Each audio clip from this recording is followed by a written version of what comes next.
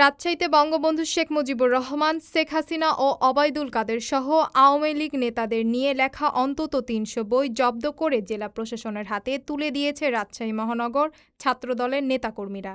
বুধবার বেলা 11:30টার দিকে রাজশাহী কলেজ ক্যাম্পাসে বিশ্ব সাহিত্য কেন্দ্র ও গ্রন্থাগার অধিদপ্তর পরিচালিত ভ্রাম্যমাণ পাঠাগারের একটি গাড়ি থেকে এসব বই জব্দ করে মহানগর ছাত্রদল। রাজশাহী কলেজের নজরুল চত্বরে এ ঘটনা ঘটে। ঘটনাস্থলে উপস্থিত ছিলেন রাজশাহী মহানগর ছাত্রদলের আহ্বায়ক রাকিন রায়হান রবিন, সদস্য সচিব ইমদাদুল হক লিমন। কার্যক্রম স্থগিত হওয়া আওয়ামী লীগের শীর্ষ নেতাদের নিয়ে লেখা সম্পর্কিত বই রাজশাহী কলেজ প্রাঙ্গণ থেকে ভ্রাম্যমাণ পাঠাগারে পাওয়ায় বাসটি জেলা প্রশাসকের কার্যালয় প্রাঙ্গণে নিয়ে আসেন মহানগর ছাত্রদলের নেতাকর্মীরা। পরে দুইজন নির্বাহী ম্যাজিস্ট্রেট পাঠাগারে তল্লাশি করে অন্তত ৩০০ বই জব্দ করে।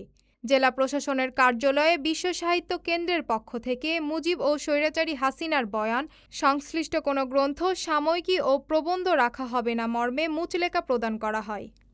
রাজশাহী মহানগর ছাত্রদলের আহ্বায়ক রাকিন রায়হান রবিন বলেন, স্বৈরাচার পতনের পরে তাদের বই পাওয়া মানে সর্ষের মধ্যে ভূত রয়েছে।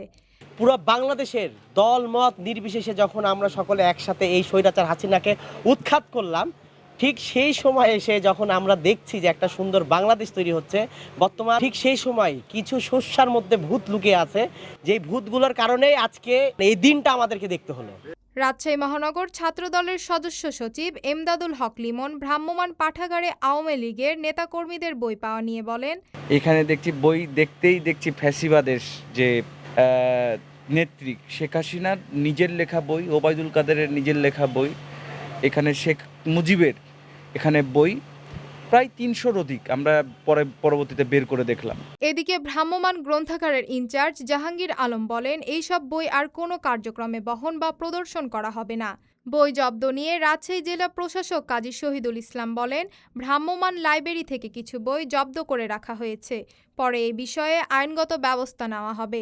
জব্দকৃত বইগুলো নিষিদ্ধ কিনা জানতে চাইলে তিনি বলেন, এখনও নিষিদ্ধ কিনা তিনি জানেন না, তবে বিষয়টি তিনি দেখে পরে ব্যবস্থা নেবেন বলে জানান।